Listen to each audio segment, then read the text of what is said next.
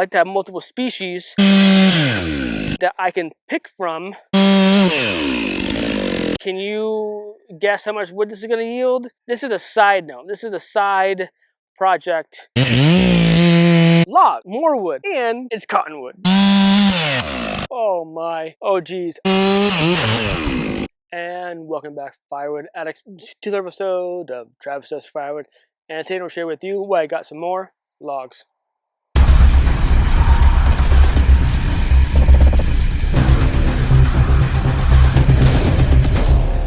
So not a lot has been done in terms of processing since I last saw you, my last episode. And I went to the coast for my son's birthday. He wanted to go to the beach. So I went to the beach. I didn't film because there was nothing really to film there. Anywho, the day before we left, I'm having to scramble packing and doing office work and all that stuff. And I get a message from my buddy Andrew, who has his own tree service company. I mentioned him before on the channel. He has dropped several loads of logs for me in the past. I'm happy to receive him, his logs in my yard. Nice guy, cool guy. And if you're local, I would reach out to him for any tree dropping work. Anywho, he messaged me the day before I left, and he's like, "Travis, do you have any need for cottonwood logs?"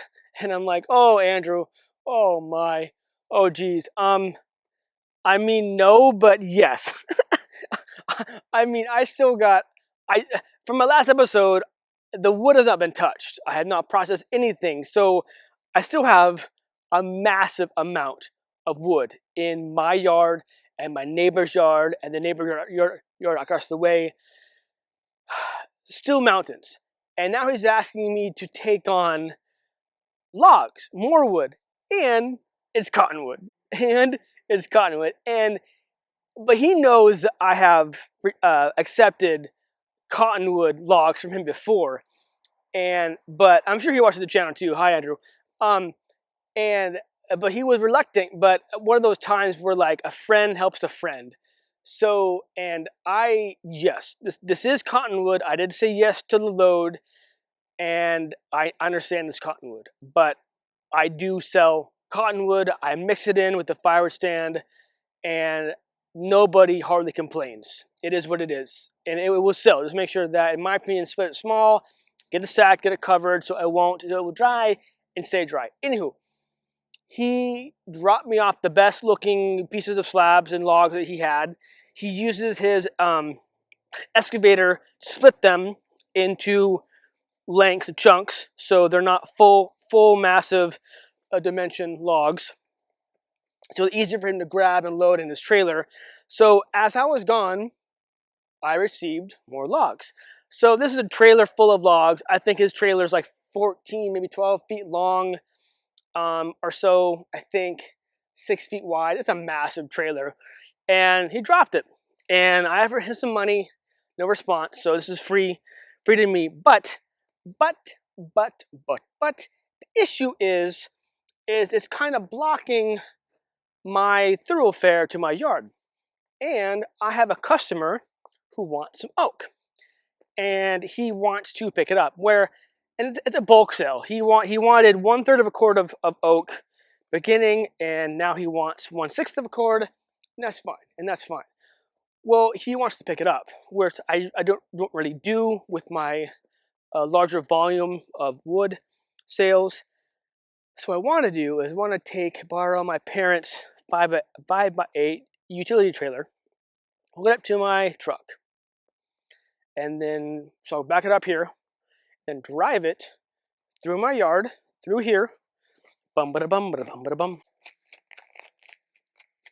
and then move all my kids' pool stuff or whatever, and I'm going to sell him 1/6 of a cord of oak from this stuff here, which is about half of this stack right here. So to do so, make sure that all gets in, stack in the trailer, move it around, and then zip it up to the top of my driveway for him to load, pay me and load himself. Well, now that I got this massive stack of, I mean, not massive, it's a load of cottonwood the logs here, I need to at least cut it up, buck it up, get it, and then so get it where I can move it around so I can continue on with my processing of the Douglas fir. So I was able to move some stuff around, move the splitter away. It's in the distance right there-ish with the umbrella. Have the Douglas fir rounds rolled over there, and so this is in the way. So needless to say, long story short, the cottonwood logs, logs, are in the way. So we are going to buck them up. So that is today's episode. I wanted to try to start and use my Portage Pinkway. You've seen it before in the channel, and it didn't want to start. So I don't know why is that. So I'm defaulting to the Stihl 400C, my favorite saw, my new favorite, my go-to, my beauty. Slap on some chaps, some PVE, and get the cutting. Now I got this new measuring stick, and I was going to make an episode on it. I'm not sure if I like it or not. I messed up in buying it. I don't know. I'll leave a link in it, and if you like this or not. My other one got kind of wonky, but I'm going to try this one, and if you like it, you can invest in it as well. But I'm not endorsing it. I'm just saying I got a new stick. So if you see this, you know why. Anyway, without further ado, get cut.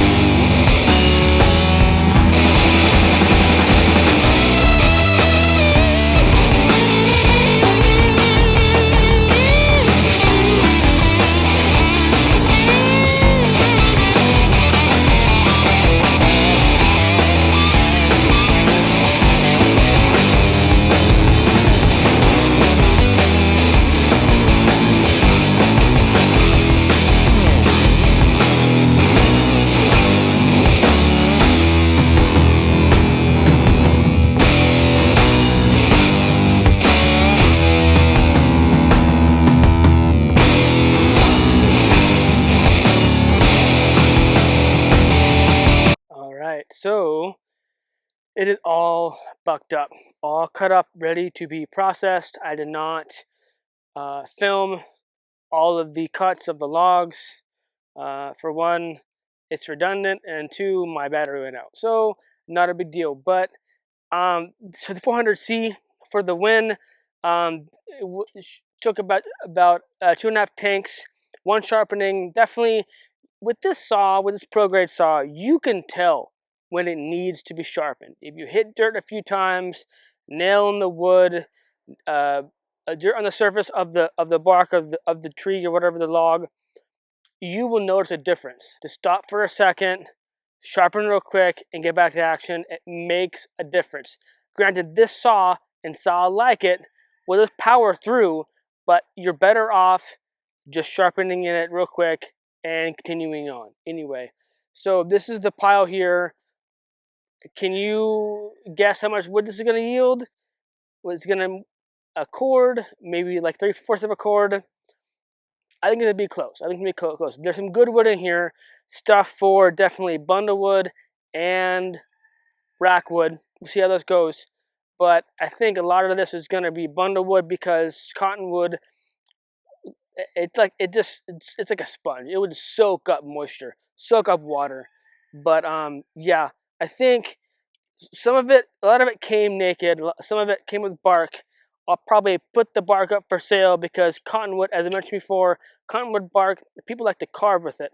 I don't know how, I don't know why, but it's a thing. So if you have cottonwood logs in your arounds in your wood yard, save the bark and sell it. People do buy it. But what I want to do, I won't film this, but this is even more so in the way to get to the oak that is over yonder beyond that pool upside down. What I probably end up doing tomorrow is moving the garbage can and the wheelbarrows right there, putting down some plastic pallets, and laying these rounds on the pallets to be stationed out of the way so I can still get to the wood, still get to the fur over here, you know, and the fur behind me, still get to that stuff. But because this is a side note, this is a side project.